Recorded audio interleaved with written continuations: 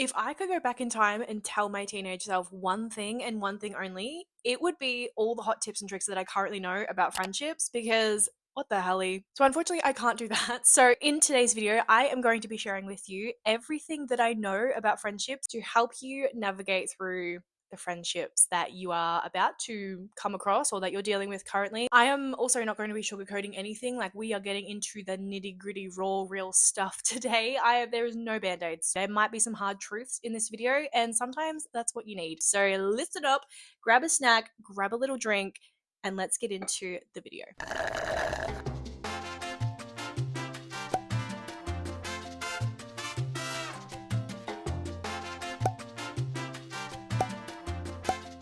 Starting off strong, I feel like it is important to say that not every friendship is meant to last forever. And I know that is breaking your heart, okay? It broke mine, right? It broke my heart. Because I used to think that if a friendship did not last, then something went wrong, or I failed, or they failed, and it had to be this big blown up situation, but it literally didn't have to be. Some friends are here for a season, some friends are here forever, and some friends are here to teach you a goddamn lesson over and over again until you learn that lesson. But a majority of the time, a lot of friends are just here for a season, and that's okay. Sometimes people just pull away and it literally has nothing to do with you, okay? Listen to me when I say it has nothing to do with you. Like, maybe they're dealing with something that you don't really know. Maybe they are just growing in a way that is not the way that you're growing, or maybe it's just time to say goodbye. Maybe your values aren't aligning anymore. Maybe they're, going down a different path. Maybe, whatever it may be. And it has nothing to do with how the friendship was or how you were as a friend. It doesn't determine the value of your friendship and what you give. But sometimes people just go different ways. People just go separate ways, and that is completely okay. That means that they're growing. That means that you're growing. And that is so beautiful, because if you don't grow, that's a problem, okay? If you are stuck in that mindset for the rest of your life, that is a problem. And that's scary, okay? Jump scare. I wish I could scream this into my teenage self's ear, but you are not meant for everybody. Okay, let me say that again. You are not meant for everybody. And not everybody is meant for you. Like, we are not here on this planet to please every single person. We are not here to be friends with every single person. Like, be for real for a second. Do you love everybody? I didn't think so. You are not meant for everybody, so don't shrink yourself into something that you're not. Just to try and fit in, just to try and be something that you're not. Okay, I accidentally made the camera move, so I'm sorry if it's not. That was my knee. I'm sorry if it's not the same camera angle as before. Don't shrink yourself to fit into a group of people, right? Like, if you are hanging around people who, for example, vape, okay, this might be an extreme, but a lot of kids do it these days. It's a very common thing, unfortunately. If you're hanging around a bunch of people who vape and, they're kind of peer pressuring you, they're kind of making you feel bad because you don't vape, they're not your people. You know what I mean? The people that are meant for you are not going to make you feel bad. They're not going to make you feel like an outsider, like you don't belong. They're going to make you feel good, and they're going to make that very obvious. Pay attention to the friends that celebrate you, because they are the friends that are the most important friends in your life. Because no matter how big or small your win may be, they are going to celebrate with you. They're going to be happy with you. Like, they're going to be so proud of you, okay? There is going to be no secret animosity. There's going to be no weird undertone. They're just going to feel happy, pure happiness. But when you do have a win and you have a friend that's acting a little bit strange, a little bit standoffish, a little bit, I would keep an eye on that. I would evaluate that, because that's not okay. If you're not happy for your friend that is winning in life, maybe they got a straight A on their test, or maybe they got the job that they want to get, or maybe they got into the university that they wanted to get into, and your friend can't be happy for you, like, I don't know. Something's weird. If you cannot be happy for your friend, why? Why are you not happy for your friend? Why are you not happy for her or him? Like, it's weird. And I wish I could go back and tell myself that, because I dealt with a lot of people in my past, and especially in my early 20s, where I dealt with people who had secret animosity behind my back. It was weird, and in the moment I had no idea, but I look back on those moments and I'm like, it was so obvious. It was so obvious. Like, they were just not happy for me in my winning times. They were like low-key more happy for me when I was in the dumps, down low, having a bad mental health day or having a bad time. Like, they would be low-key happy. It was weird. Like, those people are not your friends, okay? They're just weirdos. So keep an eye out for them, but also understand and put your effort into the people who are actually celebrating with you, because those people, They're the real ones. We love them. Friendships need maintenance too, okay? And I feel like it's so obvious, like, obviously.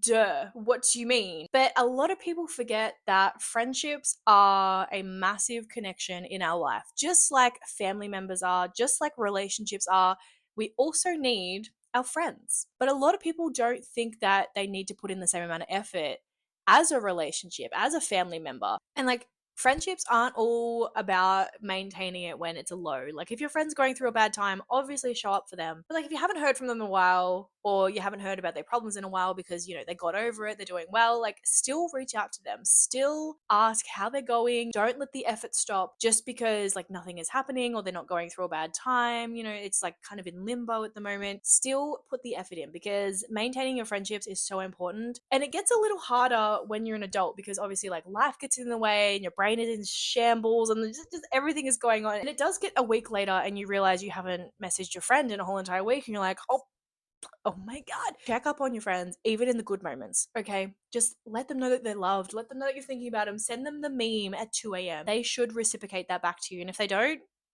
that's okay. Stop giving them the love. I don't really know what I'm saying. I don't think any of this is making sense. I feel like I'm going insane. I wish someone had told me, or I wish I could go back in time and tell myself, that friendship breakups are going to hurt way more than a relationship breakup. And it just, I don't know why, but they do. Like, I've cried over more friendship breakups than boys. I think it's because we expect that friendships are going to last forever, because like, you go into a relationship knowing that it's either going to be forever or it's going to be a breakup, you know, like there's no in between. But with friendships, it's like, oh my God, you're my friend, you're going to be around forever, like you're going to be my bridesmaid, you're going to be at my housewarming, like we're going to be in the nursing home together, like you just have fun with it, you know. You don't go into a friendship thinking like, oh, I'm just going to break up with this friend later, you know, like if it doesn't work out for me, it doesn't work out for me. Like, you just don't go into that mindset the same. So when it all ends with this person that you thought would be in your life for a very long time, it hurts. And it's weird to grieve, because it's like, I wasn't in a relationship with this person, you know, I wasn't on like an intimate level with this person. Like, they had their own life, you know, like I wasn't their everything and they weren't my everything. But it hurts and it sucks. And like, you cry and you grieve and you go through the 7 emotions of grief. Is that what it's called? Like denial, anger, sadness, like you go through it all and you're like, whoa, why? But friendships hurt. And I wish someone had told me that, because there were so many times I tried to belittle my emotions. And I had other people telling me too, like, oh, just get over it. It's just a friend. Like, you just make another one. Yeah, but they're not them, you know. Like, that friend was so cool and now they're gone, and I'm not going to find that person ever again. Like, spoiler alert, you do, and you find better, cooler people, but in that moment you are not okay and you cry and you're just so upset and you grieve. And it's, I wish I had someone to tell me like, friendship breakups hurt, they suck, but it does get better. And it's okay to grieve the friendship. It's okay to go through the 7 stages of grief. It's okay to treat the friendship breakup like an actual breakup. Like, eat the ice cream, have a shower, cry, you know, try and make other friends. Like, it sucks and it hurts, and I've been there. But trust me when I say it gets better and it's okay, and this is not the end of the world. Okay, trust me, I know it feels like it, but it's not the end of the world. And you will find a cooler, better friend. Or you will rekindle this connection with this friend if it's meant to be. I like to think of that saying all the time, like, if it's meant to be, it will be. Whether you rekindle in a month's time, in a year's time, maybe 5 years down the track, you'll run into each other and be like, oh my God, hello, I've missed you. You know what I'm saying? Like, if it's meant to be, it will be. But friendship breakups still freaking suck, and it's okay. People are going to show you who they truly are, and you have to have your eyes open for it, okay? Like, in the moment, you know, when you're friends with someone who's toxic, maybe, or maybe it's a one-sided friendship, or blah blah blah, you come up with these excuses, you come up with these, it's a freaking spider on my roof. What the hell? You know, you come up with these excuses because you want the friendship to work. You don't want to believe that this person is toxic. You don't want to believe that this person, you know, is giving you nothing. You have to understand, when people are showing you their true selves, believe it. Take it as a full bag of salt, you know, not a grain of salt, a full bag, because they're showing you who they are. You know, if this person is a one-sided friendship, they are going to show you, and it's going to be blatantly obvious.